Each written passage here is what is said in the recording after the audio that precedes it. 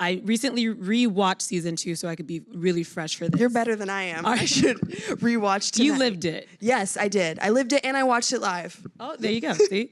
And what I really noticed is that Zoey, you start seeing her have more and more light bulb moments, and you see her really starting to grow up. Is that what it feels like in the role? Do you feel like you're approaching her any differently coming into season 3? Yeah. So season 1, it was like starting with a blank slate. I think what we knew of her in Blackish was that she was the oldest sibling and slightly annoyed, and they did establish that she was entrepreneurial and stuff, but you really didn't know much about her. And that was a real gift moving into then Grownish and feeling like you could really establish who she was, because these are all new situations with all new people and you haven't seen her in these predicaments before. And so I think season 1 was just getting a grasp of who she is and even coming to terms with and enjoying the fact that she's faulty at best, but in all the best ways, knowing that like she is genuinely going through the experience of learning all of these hard lessons and sometimes understanding the moral of the story and sometimes totally missing it.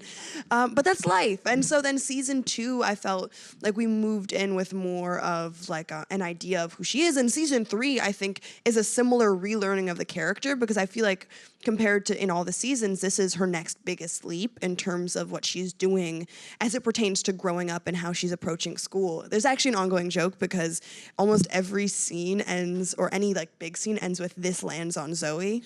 So it's now become a good joke in the cast. Like whenever there's a big moment just between us, they'll say like, "Oh, this lands on Zoey," and then walk away.